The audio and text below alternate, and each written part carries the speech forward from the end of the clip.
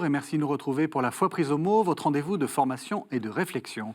Cette semaine, nous allons parler de Saint François de Sales. Vous allez me dire, mais il y a déjà une émission sur Saint François de Sales sur ktotv.com. Cela est vrai et je vous incite à aller la voir. Mais cela fait plusieurs fois que vous nous demandez de la compléter et surtout de parler de la spiritualité salésienne et de sa place dans l'histoire de la spiritualité. Alors, je vous propose de revenir sur la figure de l'énergique évêque d'Annecy, né en 1567 et mort en 1622 avec mes deux invités. Hélène Michon, bonjour. Bonjour. Vous êtes maître de conférence à l'université de Tours et vous êtes également membre du Centre d'études supérieures sur la Renaissance. D'un mot, c'est quoi?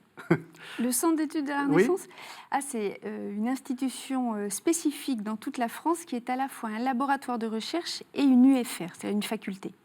Et donc, on y enseigne la littérature, la philosophie, l'histoire, les arts, la musicologie, propre à la Renaissance. Et la devise, c'est de Pétrarque à Descartes.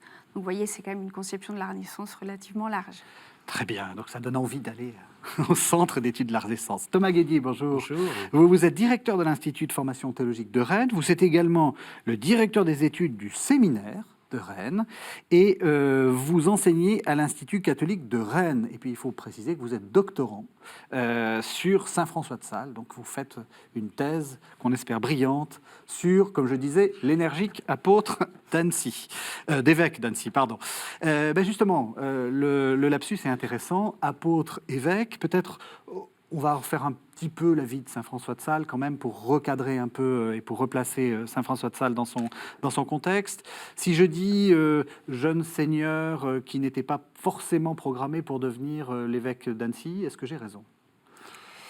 Alors, on n'est pas dans le secret des cœurs, mais disons qu'assez jeune, François de Sales discerne une vocation sacerdotale dans son cœur et ressent l'appel de Dieu. Il y aura une altercation avec son père. Voilà, c'est ça que je voulais dire. Famille, oui. Voilà. Mais enfin, sa mère, elle, dès qu'elle l'attendait, elle l'avait quand même confié à Dieu, en allant prier. Elle avait dit à Dieu, si cet enfant vient au monde sain et sauf, etc., je te l'offrirai. Donc il y avait un pressentiment maternel, puis une petite opposition paternelle que François de Sales va vaincre assez vite, et il deviendra donc prévôt du chapitre, c'était honorifique, et donc il se fait ordonner prêtre sans trop de difficultés. Parce qu'il faut dire que c'est un peu, comme on dit, le régional de l'étape. Enfin, il va devenir évêque là où il est. C'est un jeune seigneur, en fait, et même assez riche seigneur de Savoie, en fait. Et il va avoir un parcours ecclésiastique assez rapide, puisque après l'ordination sacerdotale, assez vite, il sera promis évêque coadjuteur, puis évêque en une dizaine d'années. De toute façon, il meurt à 55 ans, donc heureusement que les choses se sont faites assez vite. Oui, c'est ça. Donc, juste un petit peu de chronologie. Donc, il est né en 1567 et il devient prêtre en 1593.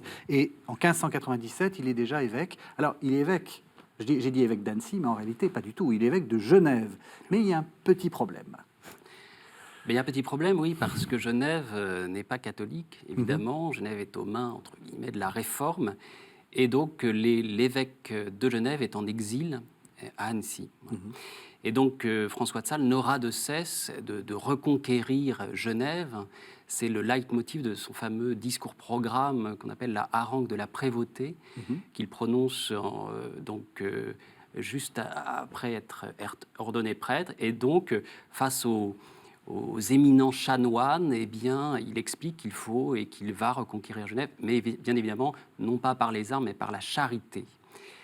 Mais il en profite au passage pour écorcher tous ceux qui livrent un contre-témoignage calamiteux, en disant c'est à cause de nous catholiques en général, mais nous ecclésiastiques en particulier, c'est à cause de nous que le nom de Dieu est blasphémé chaque jour parmi les nations. Ça, c'est déjà une preuve de lucidité, si on peut dire. De vigueur. Oui. Et toute sa vie sera orientée vers cette fameuse reconquête de Genève par la charité, mais aussi par la vérité, qui, selon lui, est indissociable précisément de la charité. Alors, on le présente assez souvent comme le missionnaire du Chablais, l'apôtre du Chablais. Le Chablais, c'est la région qui est de l'autre côté du lac, si on peut dire, du côté français actuel du lac de Genève, du lac Léman. On imagine quelque chose d'assez violent, enfin, je veux dire, le missionnaire assez, qui arrive et qui... Est-ce que c'est vrai ? Alors, au début, c'est violent, mais contre lui, hein, parce qu'il craint pour sa vie. Quand il arrive en 1594, si ma mémoire est bonne, à Thonon, il est accompagné d'un acolyte, mais on lui dresse même une embuscade, au point qu'on lui propose une escorte pour le protéger. Et il obtient peu à peu de prêcher le dimanche après le culte, mais ça reste très, très compliqué pour lui. Jusqu'au moment où, évidemment, son succès devient de plus en plus éclatant, on lui interdit de prêcher, et il organise les fameux 40 heures, qui étaient des grandes cérémonies avec beaucoup de fastes, et qui avait pour but de faire resplendir, j'allais dire, le catholicisme, et en particulier la croix.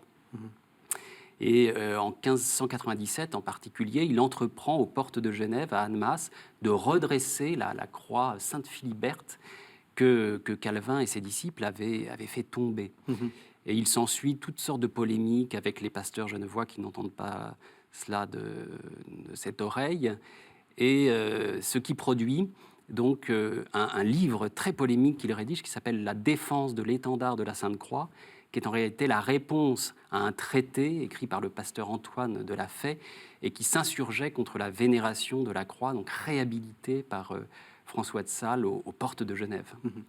On imagine donc le missionnaire très énergique, et ça contraste un peu, on va y venir, hein, parce que ça va vraiment être le but de l'émission, ça contraste un peu avec ce qu'on dit souvent d'un apôtre un peu mièvre, enfin un peu l'apôtre de la douceur, etc. Saint François de Sales a été un homme d'action, hein, vous l'avez rappelé, mais il faut se souvenir qu'en même temps qu'il prêche et qu'il essaye de dialoguer, il étudie. Il a écrit l'étude, le 8e sacrement du prêtre. Et donc finalement, c'est un homme qui se dit que c'est aussi par la connaissance, alors il fait fi d'érudition, mais une connaissance quand même très sûre et relativement et précise. Hein. C'est comme ça qu'il va arriver à dialoguer avec les protestants. En fait, dans la même période où il prêche dans le Chablais, il écrit aussi des opuscules de théologie, hein, les controverses. Alors certains sont d'une technicité qui prouve sa connaissance théologique, mais on voit que la dimension de spéculative, en fait, est très présente. Hein. Et puis, alors ce qui le caractérise aussi un peu à cette époque-là, c'est le grand sens de l'humour, hein, qui fait qu'il désarme facilement ses interlocuteurs. Vous avez dit, il dialogue avec les protestants. C'est un peu étrange, les protestants, on ne dialogue pas avec, on les brûle. Non, lui, sa méthode, c'est pas du tout ça. C'est effectivement d'arriver à démêler, parce que finalement, la problématique théologique peut sembler relativement complexe, donc d'arriver à voir les points de désaccord, mais aussi les points d'accord. Hein. On sait qu'il a rencontré au moins 2 fois Théodore de Bèze, et on a un doute. Donc c'est le grand érudit protestant. Voilà, successeur de vraiment, Calvin à la tête de Genève. Et il y a eu une sorte d'empathie, hein, et de courant d'amitié qui est passé entre les deux. On ne sait pas, certains disent que Théodore de Bèze était vraiment à ce moment-là très proche de revenir à l'Église catholique. Mais en tout cas, le débat a eu lieu et les 2 hommes en ont gardé tous les 2 un très bon souvenir. On a le témoignage. Et puis François de Sales privilégie aussi des discussions à 2 ou 3 pour essayer de voir exactement où est-ce qu'on est en désaccord. Mais il y a un travail de mise à plat qui lui tient très à cœur, plutôt que justement être dans l'affrontement immédiat catholique-protestant. Pour vous, c'est structurant à la fois donc, de sa pratique, mais aussi de son écriture, cette question du dialogue. Le dialogue. Alors, il faut bien s'entendre. Quand on dit que François de Sales est un homme de dialogue, il ne s'agit pas de ces dialogues consensuels, iréniques, dont on a l'habitude aujourd'hui, parfois dans l'Église. Il s'agit vraiment d'un dialogue en vérité qui a pour but de faire émerger à la fois les convergences et les divergences entre son point de vue et le point de vue de l'autre. Alors, en l'occurrence, au sujet des controverses, il suffit de parcourir la table des matières pour s'apercevoir que les divergences sont bien présentes. Il reproche beaucoup de choses aux protestants, de violer l'autorité du pape, des pères de l'Église, du concile, de ne pas respecter l'écriture sainte, dont il biffe, dont il racle, comme il dit, un certain nombre de phrases de livres. Mais en même temps, son argumentation est construite de telle sorte qu'on sent bien que son but est de se faire comprendre. Je prendrai juste un exemple pour illustrer ceci. c'est dans son rapport au père de l'Église. Car vous savez que pour les protestants, pour Calvin lui-même, les pères de l'Église sont fiables sans être fiables. Ils disent la plupart du temps des choses vraies, mais ils peuvent se tromper, d'où la nécessité de revenir à l'Écriture, etc., etc. Or, quand on lit les controverses d'un peu près, on remarque que François de Sales ne convoque précisément les pères de l'Église que comme les témoins historiques de l'Église de leur temps, l'Église qui, aux yeux des protestants, n'était pas encore corrompue. Mais tout l'aspect doctrinal, et en ce qui concerne les pères de l'Église, est mis de côté, comme si François de Sales se disait « j'ai en face de moi des gens pour qui la doctrine patristique n'a pas de valeur, soit qu'à cela ne tienne, adaptons-nous à cet auditoire et ne considérons les pères de l'Église uniquement comme des témoins. Et donc cela marche, puisque donc, ce qu'il dit devient incontestable en réalité. Dans le XVIe, XVIIe siècle, donc très largement, est-ce que c'est quelque chose de très spécial, spécifique à François de Sales, ou est-ce qu'il y a aussi cette volonté de dialogue? Est-ce qu'on est, on est dans quel moment de... Parce que, évidemment, le rapport entre les églises nées de la Réforme et l'Église catholique est très compliqué. Là, on est à quel moment, en fait? Vous disiez 16e, 17e, et c'est vrai, c'est important de rappeler que François de Sales est un homme largement autant du XVIe que du XVIIe. Il est strictement contemporain d'Agrippa d'Aubigné, qu'on tire vers le XVIe siècle. Le grand protestant, enfin voilà. le poète protestant. Sans doute parce qu'il était de confession protestante, alors que François de Sales est tiré vers le XVIIe, sans doute parce qu'il est d'appartenance catholique. Mais il est vraiment sur les deux siècles. Alors, bien sûr, on est dans un temps de controverses. On a le grand cardinal du Perron, on a Port-Royal qui bientôt va rentrer aussi en ligne. Donc, on est dans une période de controverses théologiques, mais c'est vrai que François de Sales, il y a une dimension peut-être humaine qu'on pourrait souligner. Il dit qu'il faut mettre la lancette, parce que comme dit Thomas Guédier, il faut bien avoir des arguments, mais il faut mettre la lancette dans du coton. Alors, on a peut-être après retenu le coton et oublié la lancette, il faut redonner les deux. Mais c'est vrai qu'il y a un souci de faire émerger la vérité, qu'on voit dans un autre exemple de sa vie, qui est la fameuse querelle théologique autour de la grâce, lorsque le pape réunit dominicains et jésuites pour essayer de trouver une solution. À un moment donné, il va convoquer François de Sales, qui a déjà une réputation de grand conciliateur. Alors, on a perdu la lettre de François de Sales, mais on connaît la réponse. François de Sales dit au pape: je ne viendrai pas et je me perds. Il est déjà évêque, donc il dit au pape qu'il n'ira pas.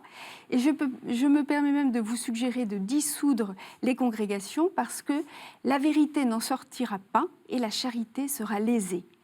Alors voilà, je rebondis sur le couple charité-vérité qui anime tout le... Et on voit bien que chez François de Sales, il faut unir les deux et que l'un ne va pas sans l'autre. L'ordre de la visitation, ça aussi, ça fait partie des grandes... de la geste de saint François de Sales. Qu'est-ce qu'on peut en dire? Pourquoi est-ce qu'il aide à fonder cet ordre-là? Et quel est le... c'est important parce qu'on va parler de l'introduction à la vie dévote et c'est dans un contexte autour de cet ordre-là. Alors tout commence lors du carême de 1604, prêché à Dijon, où François de Sales fait précisément la connaissance de la veuve du baron Christophe de Chantal. Et donc là, alors là les romanciers peuvent beaucoup écrire sur cette rencontre qui s'inscrit dans cette histoire des grands couples spirituels.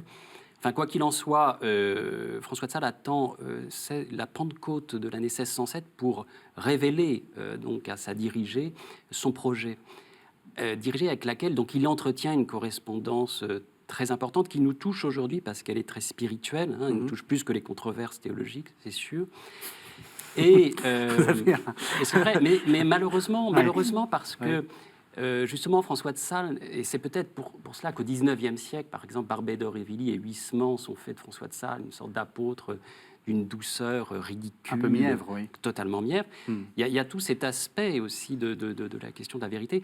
Bon, mais le fait est qu'il s'adresse à des femmes aussi, il y a des femmes qui sont travaillées par le scrupule. Bon, donc d'où encore une fois ce désir de dialoguer, d'entrer en conversation avec ces personnes-là, en l'occurrence.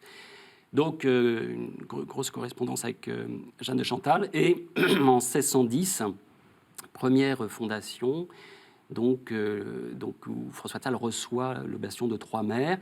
Mais il va se voir imposer, c'est peut-être pas si anecdotique que ça, par l'archevêque de Lyon, la clôture, pour que la visitation soit reconnue comme un ordre religieux, car il n'envisageait pas la clôture. C'est peut-être l'homme de dialogue là, qui résistait à la concrétisation physique, j'allais dire, de ce mur, cette opposition entre l'Église et la société, finalement. Mais il se soumettra en homme d'Église, obéissant à cela. Et je crois que 13 monastères seront fondés de son vivant. Donc là encore, c'est tout un aspect de l'apostolat de François de Sales. Et ces entretiens, ces fameux entretiens spirituels, eh bien, sont des causeries destinées précisément à ces visitandines, avec la grande idée de l'obéissance. Ne rien demander, ne rien refuser. La spiritualité, c'est quoi? Qu'est-ce qui caractérise? Pourquoi elles se mettent, j'allais dire, ensemble, ces femmes?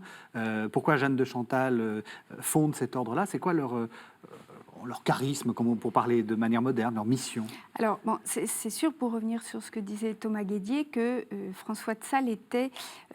il y a quelque chose de trop nouveau dans cette visitation d'un ordre sans clôture. Et comme on est encore dans le contexte de la Réforme, il faut bien marquer la différence entre laïque et clerc, puisque l'un des fers de lance du mouvement réformé, c'est une contestation finalement d'un clergé ordonné.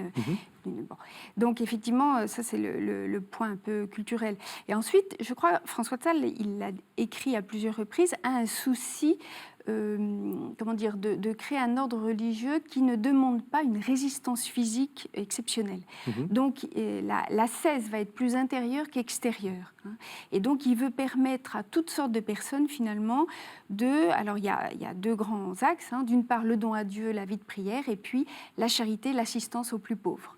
Mais dans un contexte où la règle doit être souple et éventuellement assouplie.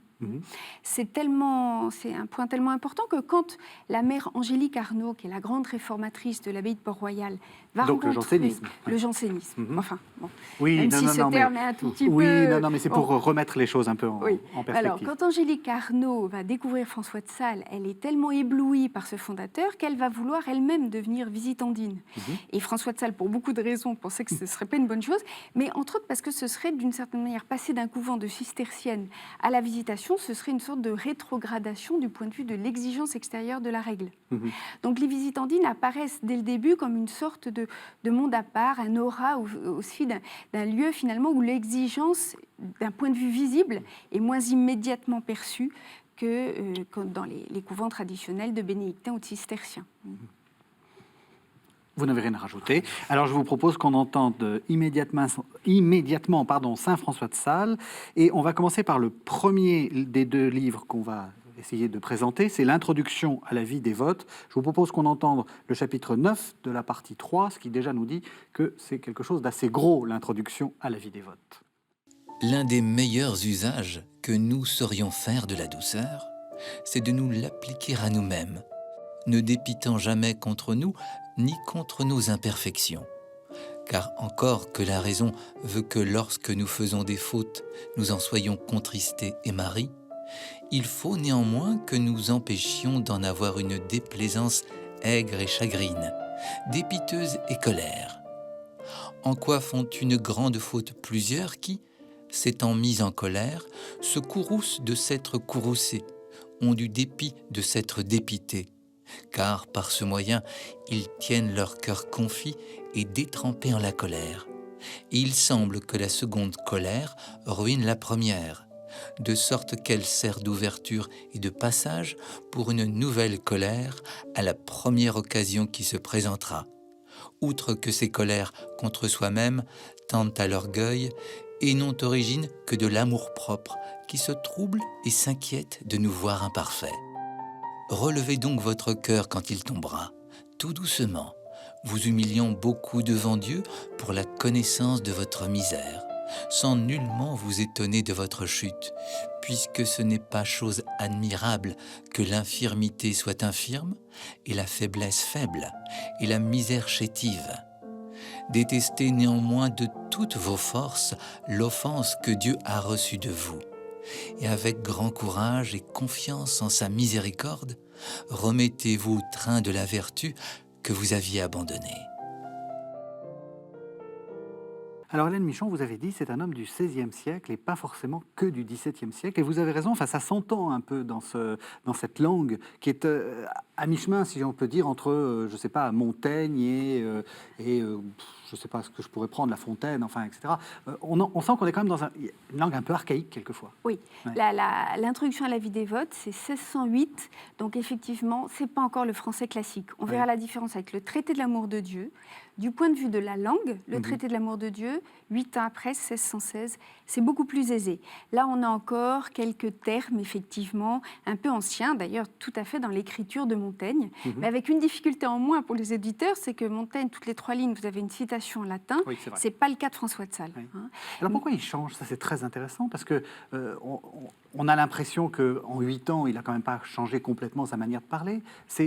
Il se dit, il faut être plus simple, il faut être moins archaïque, moins littéraire, peut-être. Alors, les destinataires sont un peu différents. À l'introduction à la vie dévote, au départ, il y a de longs extraits qui sont issus de la correspondance. Donc, il s'adresse à une femme de la région de Savoie. Et disons qu'à ce moment-là, la langue est extrêmement privée. Il utilise, c'est le langage courant. Le traité de l'amour de Dieu, c'est son grand œuvre. Le français, effectivement, a un peu évolué, mais surtout, c'est une langue plus théologique, plus conceptuelle. Et moins immédiatement imagée comme l'est l'introduction à la vie dévote. Donc c'est pour ça que je comprends, à part quelques occurrences, Émile le monde, dans le monde, etc., je comprends qu'on soit un tout petit peu au début interdit par cette langue d'introduction à la vie dévote, et pourtant, pour l'avoir lu aussi dans des traductions entre guillemets dans le français du XXe siècle, il me semble qu'on perd le sel qu'on trouve dans ce français encore qui sort des limbes et qui va vers la modernité, mais qui est encore, qui est encore très imagé, avec quelques petites tournures latines, mais c'est Très savoureux, quoi. très savoureux. Ouais. On perd, à mon avis, en allant vers un français plus lisse. Et la grande langue classique, elle n'est pas directement liée à cet objet qui est... On est encore dans des confidences que fait François de Sales à ses dirigés. Parce que, donc, qu'est-ce que c'est que cette introduction à la vie dévote? C'est un dialogue. Vous qui aimez le dialogue, alors c'est un dialogue, non pas un dialogue avec des tirets, etc., mais c'est un ouvrage qui a été rédigé pour être lu par des personnes situées dans l'espace social, qui ont une expérience particulière, et un dialogue en particulier destiné donc aux dévots. Parce que... Aux dévots ou aux dévotes? Parce que vous avez parlé des femmes qui, soi-disant, étaient... Hélène Michon a réagi. Je pense que Cathéo n'utilise pas l'écriture inclusive. Non, non, ne vous inquiétez pas. Le masculin, au sens générique du terme, les dévots et les dévotes. Alors, mais vous avez raison, la correspondance de François de Sales est en partie destinée à des hommes aussi. On la retient moins, elle est plus vigoureuse, bref.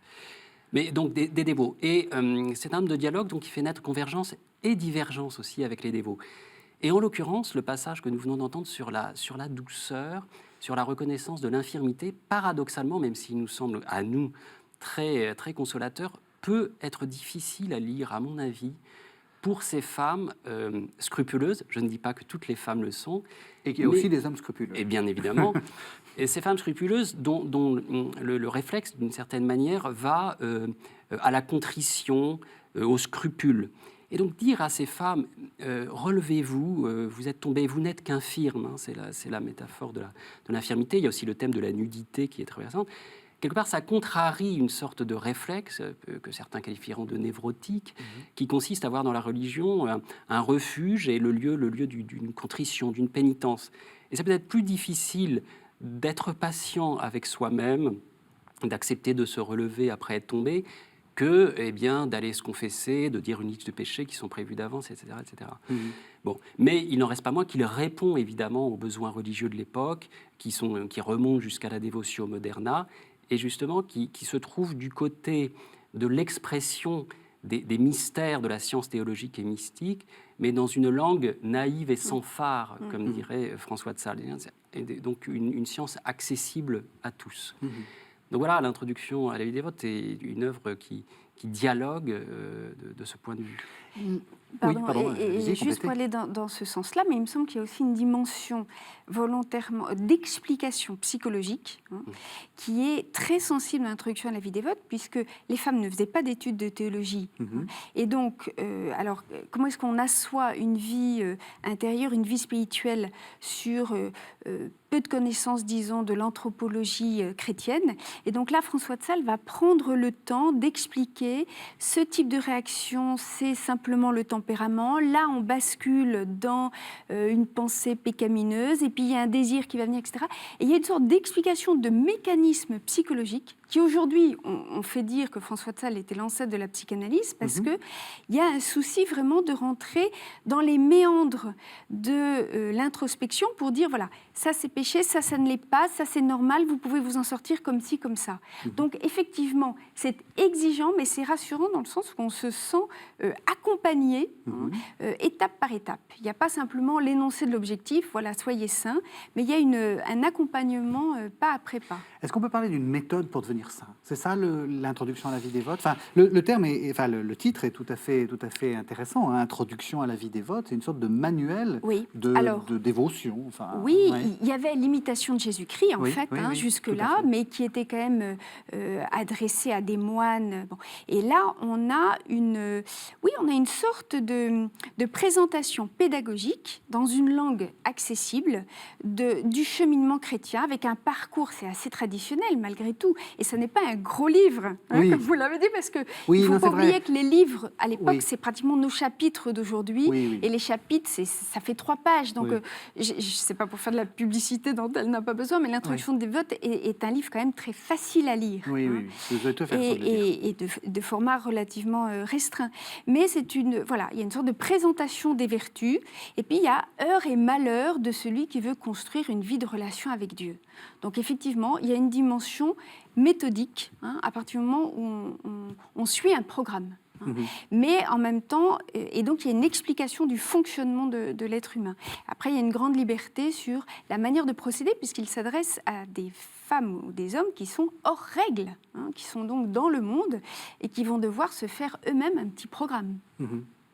Il est dans l'histoire de la spiritualité, c'est des conseils qu'on voit traîner partout, et donc c'est vraiment un manuel dans le sens, j'allais dire, comme on fait un manuel d'écriture ou des choses comme ça, ou est-ce qu'il y a quelque chose de proprement salésien là qui est en train de se mettre en place? Alors, c'est difficile parce que si François de Sales a précisément été proclamé docteur de l'Église, c'est parce que son œuvre représentait une synthèse de la foi. Donc, il n'y a pas une spiritualité proprement salésienne.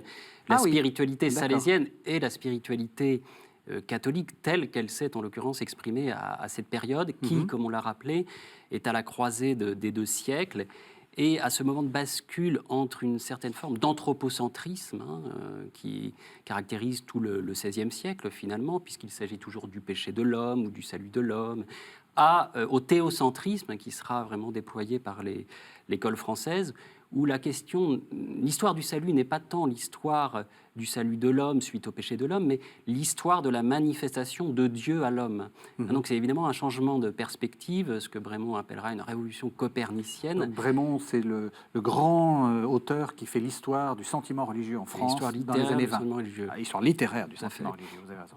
Et donc il y a ce passage de l'anthropocentrisme au théocentrisme qui est assez caractéristique de l'époque et qui se retrouve chez François de Sales. Il développe tantôt une ligne anthropocentrique, toujours dans le souci de rejoindre aussi les hommes du XVIe siècle, mais sans oublier la dimension théocentrique avec comme référence principale saint Thomas qui lui aussi évidemment conjugue toutes ces dimensions de l'existence chrétienne.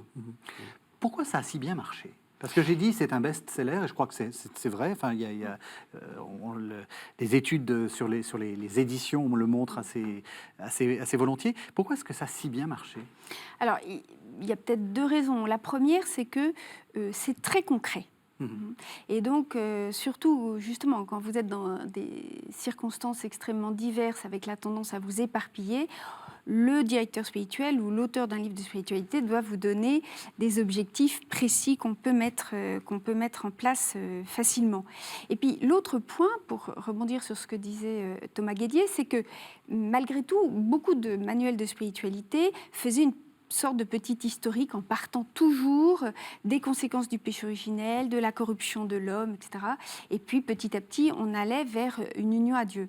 François de Sales, j'allais dire pédagogiquement, parce que c'est sûr que le fond est le même, mais pédagogiquement, il prend les choses différemment, puisque l'introduction à la vie dévote, c'est une introduction à la dévotion. Il va plutôt souligner la tension, la tendance immanente de l'homme vers Dieu, enfin immédiate de l'homme vers Dieu, et ce qu'il faut faire pour enlever les obstacles à cette vertu de dévotion. Donc il est plutôt, c'est pour ça qu'on a dit qu'il était positif ou optimiste, C'est ça, et qu'effectivement ça marche. Il est plus optimiste. Il est plus optimiste, mais c'est parce qu'il prend les choses. C'est le verre à moitié plein, Oui. alors que peut-être que jusqu'à lui, on regardait le verre à moitié vide et on se lamentait de ce que l'homme avait rompu l'amitié avec Dieu. François de Sales part de l'homme hic et nunc et dit, voilà, l'homme a envie d'aller vers Dieu, il souhaite aller vers Dieu, vers un Dieu dont il sait qu'il est aimé, etc. Et donc, on va concrétiser ce chemin. Est-ce que ça vaut encore la peine de le lire ? Je vous poserai la question à l'un et à l'autre. Est-ce que c'est pas, justement, comme vous avez dit, c'est assez situé. Est-ce que, à part pour faire de l'histoire littéraire, est-ce que ça vaut la peine de lire encore l'introduction à la vie dévote ? Alors, c'est ce qu'on appelle une question rhétorique, parce que vous connaissez la réponse. Oui, bien sûr. Mais disons que je pense que ça vaut la peine pour deux raisons. La première, c'est... comment dire, je pense que la dimension concrète de la vie spirituelle, ça, c'est une dimension qui vaut encore aujourd'hui. François de Sales donne des conseils, il faut se lever tôt, vers 5 heures du matin, si on veut arriver à prier dans la journée. Je crois que le pape François prie de 4 à 5. Oui. On voit bien que le monde appartient à ceux qui se lèvent tôt, et ça, c'était vrai au XVIIe, je pense que c'est vrai au XXIe siècle. Donc il y a une dimension concrète qui vaut aujourd'hui. Et puis, on a beaucoup dit, mais moi je crois que c'est plutôt le XIXe là, qui nous a joué un mauvais tour que le XVIIe, que le catholicisme est une religion triste, culpabilisante, etc. Alors c'est vrai que François de Sales, c'est un peu l'antidote, parce que lui, c'est une vertu souriante. C'est pas dire qu'elle n'est pas exigeante, mais elle commence et elle finit avec un sourire. Il y a une espèce de bonhomie. Vous voyez, il fait la publicité pour une petite vertu oubliée aujourd'hui. Bon, c'est vrai qu'elle a un nom un tout petit peu pédant, puisque c'est la vertu d'Eutrapélie. C'est la vertu de bonne humeur. Il faut savoir prendre les incidents de la vie avec le sourire. Je dirais que ça, c'est quelque chose qui paraît d'emblée accessible. Donc, je crois que c'est un remède à l'ennui, l'introduction à la vie dévote. Même question, Thomas Guédy. Est-ce que ça vaut la peine ou alors est-ce qu'on s'en débarrasse ? On s'en débarrasse. Non, on ne s'en débarrasse pas, mais au contraire, je pense qu'il faut relire Saint François de Sales, non pas malgré sa situation historique, mais grâce à elle, pour bien comprendre comment cet homme de foi n'a eu de cesse de rejoindre, je reviens à mon idée principale, les différents lectorats auxquels il voulait s'adresser. Et c'est vrai que dans l'introduction à la vie dévote et dans le traité de l'amour de Dieu, qu'on va voir juste après, il y a cet optimisme, ce thomiste, mais il y a aussi certains traits d'augustinisme. C'est-à-dire qu'il continue à s'adresser à tous, et même toujours aux protestants aussi, quand il écrit ses traités de dévotion, qui sont parmi ses lecteurs potentiels, ceux qui viennent juste de renouer avec le catholicisme. Donc je pense que si ça a réussi, je réponds à la question précédente aussi, c'est parce qu'il s'est adressé à tous les lectorats et qu'il n'en a pas choisi un au détriment des autres. Et donc tout le monde, finalement, a fini par pouvoir se retrouver en lui. Par exemple, pour rebondir sur ce que vous dites, c'est la question du devoir d'État que Calvin avait tellement souligné dans l'institution de la religion chrétienne est tout à fait proche de ce que va dire François de Sales. Donc c'est peut-être l'idée aussi que par la spiritualité, on arrive à créer des ponts que la théologie, pour l'instant, ne permettait pas d'établir. Et c'est peut-être aussi une preuve d'intelligence que de ne pas détruire tout ce que l'adversaire vénère pour pouvoir construire quelque chose. Oui. Alors je vous propose qu'on passe au deuxième livre qu'on avait prévu de traiter, enfin dont on avait prévu de parler, et ça s'appelle évidemment Le traité de l'amour de Dieu. Alors je vous propose qu'on entende le livre 3, le chapitre 2, et alors pour expliquer théotime, puisque c'est le premier mot du texte qu'on va lire, théotime, c'est là aussi celui à qui on s'adresse, ou celle à qui... Celui. Oui. C'était la femme. Voilà, c'est ça où je voulais arriver. Comme on lui avait reproché de ne pas s'adresser aux hommes, théotime apparaît. Et bien donc on écoute ce que François de Sales a à dire à théotime. Théotime. Les abeilles font le miel délicieux, qui est leur ouvrage de haut prix. Mais la cire qu'elles font aussi ne laisse pas pour cela de valoir quelque chose, et de rendre leur travail recommandable. Le cœur amoureux doit tâcher de produire ses œuvres avec grande ferveur et haute estime, afin d'augmenter puissamment sa charité. Mais si toutefois il en produit de moindres, il n'en perdra point la récompense, car Dieu lui en saura gré, c'est-à-dire l'en aimera toujours un peu plus. Or, jamais Dieu n'aime davantage une âme qui a de la charité qu'il ne lui en donne aussi davantage. Notre amour envers lui étant le propre et particulier effet de son amour envers nous. À mesure que nous regardons plus vivement notre ressemblance qui paraît en un miroir, elle nous regarde aussi plus attentivement. Et à mesure que Dieu jette plus amoureusement ses doux yeux sur notre âme qui est faite à son image et semblance, notre âme réciproquement regarde sa divine bonté plus attentivement et ardemment, correspondant selon sa petitesse à tous les accroissements que cette souveraine douceur fait de son divin amour envers elle. Alors voilà, c'est un très beau texte, hein, on voit qui commence par la comparaison avec les abeilles et puis qui termine par cette question de image, ressemblance. C'est important ça dans la pensée de François de Sales. Oui, alors le traité de l'amour de Dieu, c'est 12 livres. Oui. C'est un petit Là, peu c'est plus gros. long que Là, la c'est traduction de gros. la vie dévote, mais pas tant que ça. Mais enfin bon. Et les 4 premiers, François de Sales disait qu'on pouvait les sauter si on était un bon connaisseur en anthropologie chrétienne. Donc les 4 premiers, ce sont des livres de fondement, en fait. Et là, François de Sales rappelle ce verset de la Genèse, premier chapitre, verset 26, « L'homme est fait à l'image et ressemblance ». Alors justement, dans la langue de François de Sales, c'est la semblance. L'homme est à l'image et semblance de Dieu. C'est le verset sur lequel il va appuyer toute la vie spirituelle, plutôt que le récit, le double récit du péché originel. Donc c'est plus l'image et la semblance avec Dieu qui l'intéresse que la rupture et la fracture. Ou disons que la rupture, elle est historique, elle est datée. Oui, il y a un événement où l'homme dit non à Dieu, mais il y a quelque chose de permanent qui demeure, c'est que l'homme continue d'être à l'image et à la ressemblance de Dieu, fait pour l'aimer, etc. Et donc ça, c'est le ressort anthropologique de François de Sales. Le traité de l'amour de Dieu, c'est quoi son but? On avait vu que l'introduction à la vie dévote, c'est apprendre à devenir dévot. Est-ce que là, c'est apprendre à aimer Dieu? Oui. Oui, mais non. Oui, mais non. Voilà. Non, mais le but est toujours le même, c'est-à-dire exprimer dans une langue qui demeure une langue naïve et sans phare les mystères de la science théologique et mystique. Mais je dirais qu'en termes de lectorat, il y a un nouveau dialogue, à mon avis, que François de Sales entreprend avec ce livre, c'est le dialogue avec les humanistes. Parce qu'il y a le dialogue avec les protestants, avec les dévots, mais aussi avec les humanistes. N'oublions pas que François de Sales, donc après sa mission au Chablais, passe son temps entre Rome et Paris et découvre à Paris, lorsqu'il prêche le carême au Louvre en 1602, toute la société, les écrivains, les humanistes. Et donc il y a vraiment ce lectorat qui est très important.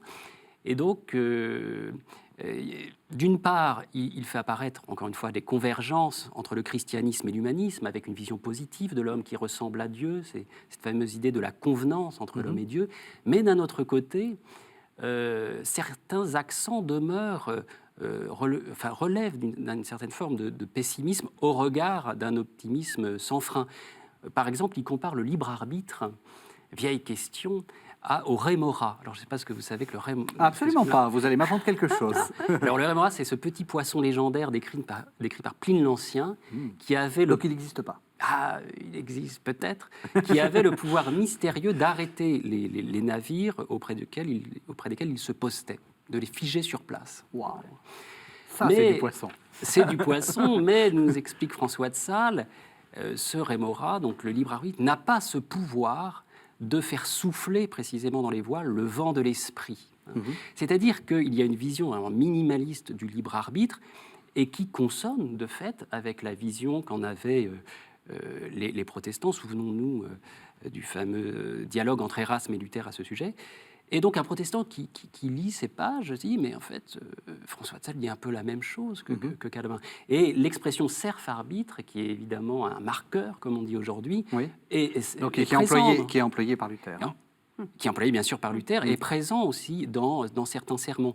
Donc il y a toujours cet équilibre entre un optimisme, effectivement, qui présuppose une convenance, une pente vers le bien, finalement, mais aussi une certaine forme de réalisme spirituel qui reconnaît l'empreinte du péché. Et François de Sales compare les hommes à des alouettes qui ont plus de vue que de vol, dit-il. C'est-à-dire que la connaissance peut plus facilement accéder à Dieu que la volonté ne peut l'aimer. Donc il demeure toujours une limite. Et donc François de Sales, encore une fois, tient cet équilibre et s'adresse donc à plusieurs lectorats de ce fait. Le plan, vous avez dit, les 4 premiers livres sont faits pour, disons, faire une sorte d'introduction à l'anthropologie chrétienne. Et après, qu'est-ce qu'il raconte ? François de Sales n'a pas dit grand-chose, donc moi je vais vous proposer une lecture possible, Oui. mais il me semble qu'en fait, un des soucis aussi qui guide François de Sales lorsqu'il écrit le traité, c'est de maintenir constamment unis la théologie, donc le discours sur Dieu, et la vie spirituelle. Puisque au début du XVIIe siècle, il y a une sorte de regain de la vie mystique, avec d'un côté des personnes dotées de faveurs extraordinaires, raptes, de ravissement, etc., et d'un autre côté, les théologiens qui travaillent dans les universités. Et donc, je crois que François de Sales, et de ce point de vue-là, c'est intéressant qu'il soit docteur de l'Église, est un homme alors, du dialogue, mais aussi de la réconciliation entre les deux. Et donc, le traité de l'amour de Dieu, il me semble que constamment, on voit ce souci d'habiter les deux, c'est-à-dire qu'il y a connaissance et amour. Alors, il me semble qu'on a les 4 premiers livres qui sont un fondement, et ensuite, François de Sales parcourt les différentes échelles possibles pour aller vers Dieu, notamment 3. D'une part, l'échelle des degrés d'oraison qu'il prend à Thérèse d'Avila, de manière très claire. Ensuite, on a les degrés d'assentiment de la volonté à Dieu. Et puis enfin, on a les degrés de la pureté de l'amour. Donc je dirais Thérèse d'Avila, Benoît de Cantefel, que peut-être les téléspectateurs connaissent mal, c'est un capucin anglais de la fin du XVIe siècle. Et puis les traités, alors les degrés de la pureté de l'amour de Dieu, c'est plutôt Saint Bernard. Et il y aura des échos à la fin du siècle avec la querelle Bossuet-Fénelon sur le pur amour. Est-ce qu'on peut les distinguer ? Est-ce qu'on peut dire en quelques mots concrètement ce que c'est ? Alors, les degrés d'oraison, donc c'est une vie spirituelle qui passe, pour aller très vite, de la méditation à la contemplation, selon les différents degrés de Thérèse, pour arriver au mariage spirituel. Donc, c'est un chemin possible, mais qui reste encadré par le lien avec la Sainte Écriture. On part pas, avec François de Sales, on ne part jamais dans l'irrationnel, un surnaturel qui serait déconnecté du naturel. D'accord ? Donc, il y a la vie de prière, avec des degrés. Ensuite, le don de la volonté à Dieu. Alors là aussi, on va d'abord vers l'obéissance extérieure, puis intérieure, etc., jusqu'à une sorte de mort de la volonté, mais jusqu'à une sorte, comme dit François de Sales, la volonté ne meurt jamais complètement, mais il y a une telle union entre la volonté de l'homme et celle de Dieu qu'il y a une sorte de mort de la volonté. Et puis enfin, les degrés du pur amour. Alors là, c'est l'idée qu'il s'agit constamment d'aimer Dieu de la manière la plus pure possible, c'est-à-dire sans en chercher de récompense, indépendamment des compensations humaines ou pas, etc. Donc il y a une sorte de parcours, mais à chaque fois c'est encadré, j'allais dire, par la Sainte Écriture, par les mystères de la foi chrétienne. On n'a pas une vie spirituelle déconnectée de l'Église. La volonté de Dieu, c'est quoi ? C'est les événements tels qu'ils nous arrivent ? Alors ça, c'est la phrase de Pascal, les événements, volonté infaillible de Dieu. Mais c'est ça, c'est tout à fait ça. Alors ça peut être, dans le cas d'une vocation avec une règle, c'est bien entendu... le supérieur. Le supérieur, finalement. etc. Mais pour ceux qui sont dans le monde, et dans le traité de l'amour de Dieu, effectivement, c'est un peu tout le monde, si je puis dire, eh bien c'est tout ce qui vient contrarier notre volonté, et qui ne soit pas évidemment un péché, qui ne soit pas, on ne nous oblige pas à poser un acte pécamineux. Mais sinon, tout le reste, eh bien, c'est une manière de contrarier notre volonté, et ça, c'est un instrument magnifique pour agrandir l'espace de Dieu à l'intérieur de l'âme. Vous voulez rajouter quelque chose ? Oui, alors ce qui va dans le sens de ce que dit Hélène Miachon, c'est la définition de l'extase, l'extase qui est l'expérience mystique par excellence, puisque pour François de Sales, il n'y a pas une extase, mais 3. L'extase de l'entendement qui produit la ferveur, l'extase de l'affection qui produit la piété. L'enflammement, oui. Voilà. Et surtout l'extase de l'action qui produit les œuvres. Alors, il va falloir nous expliquer ces différentes extases. La première extase. La première extase, c'est la plus commune, c'est l'extase de l'entendement, c'est-à-dire la connaissance de Dieu, tout simplement, à laquelle aspirent tous les mystiques, la mystique rhénane, etc. Dont François de Sales dit qu'il faut s'en méfier parce que le diable peut nous faire croire qu'il y a une extase de l'intelligence alors qu'il n'en est rien. Parce qu'on peut croire qu'on voit alors qu'on ne voit pas. Ce qui est assez sage, Ce qui probablement. est assez sage. Donc, et l'extase de l'affection, donc, comme son nom l'indique, c'est l'extase qui nous prédispose non seulement à la connaissance, mais à l'amour de Donc, Dieu. c'est une sorte d'extase du sentiment, d'une certaine façon. Alors, Est-ce que je peux dire que l'un est plutôt intellectuel, l'autre est plutôt, ce que nous intéressant, Affectif, affectif, Oui, comme son nom l'indique, affectif. Et la troisième, précisément, c'est l'extase de l'action renvoie aux œuvres. Et c'est là que, pour François de Sales, il n'est pas concevable que la vie spirituelle soit déconnectée de la vie morale. D'ailleurs, c'est pas pour rien que le troisième livre de l'introduction à la vie dévote porte sur les vertus, après que les premiers et deuxièmes aient porté donc, sur l'oraison et les sacrements. Donc on voit bien la gradation, une sorte d'intellectualisation progressive de l'oraison qui, à travers les sacrements, parvient à la vie morale, à l'engagement, comme on dit aujourd'hui, dans le monde. Et d'ailleurs, dans un chapitre consacré à la mortification, eh bien, François de Sales, à la mortification dont étaient avides d'une certaine manière tous ses lecteurs et ses lectrices, eh bien, il préconise les peines du travail, qu'il préfère aux peines du jeûne. Pourquoi ? Parce que les peines du travail sont non seulement utiles à celui qui travaille, qui se mortifie grâce à lui, mais aussi et surtout aux autres. Et je trouve ça assez révélateur d'une forme de pragmatisme qui resitue la vie spirituelle dans la vie morale et dans la vie sociale, mais sans finalement renier ce besoin spirituel fondamental de mortification, en l'occurrence. Alors, on arrive à la fin de l'émission. Je vais poser aussi mes questions rituelles. J'ai l'impression que le traité de l'amour de Dieu a eu moins d'influence, j'allais dire, populaire. Est-ce qu'il y a quand même eu est-ce que ça a été lu ? Est-ce qu'il y a une postérité de ce traité-là ? Alors, il a été lu, c'est certain, c'est quand même un traité, comme son nom l'indique, c'est pas une introduction. Oui. Donc là, les gens se sont sentis, le tout venant peut-être un peu moins concernés. Une postérité, c'est difficile à dire parce qu'en fait, de manière très curieuse, contrairement à d'autres auteurs spirituels du temps, François de Sales ne crée pas d'école, mais il est lu aujourd'hui. Alors qu'on a des fondateurs qui ont créé une école, je pense au père Ollier par exemple, ou au cardinal de Bérulle. Donc eux, ils ont créé une école, mais ils sont en 2018 beaucoup moins lus. Ouais. Donc il y a une sorte de modernité qui est liée à la personne et à l'écriture même de François de Sales, qui fait qu'on peut encourager la lecture du traité de l'amour de Dieu aujourd'hui, et pas forcément suite à l'introduction à la vie dévote. C'est pas, la vie spirituelle pour tout le monde, et deux, la vie spirituelle dans ses aspects plus spécifiques. Non, le traité se veut aussi une sorte de somme de tout ce qu'on peut dire sur la vie spirituelle, mais je crois en réconciliant l'appartenance ecclésiale, la formation théologique et la vie spirituelle. François de Sales tient à tenir les trois ficelles en même temps. Même question, Thomas Guédier, est-ce que c'est la peine de lire le traité de l'amour de Dieu ? C'est toujours la peine, bien sûr. Mais ce qui est intéressant, c'est aussi la postérité ecclésiale de François de Sales. Il y a la postérité, j'allais dire, littéraire.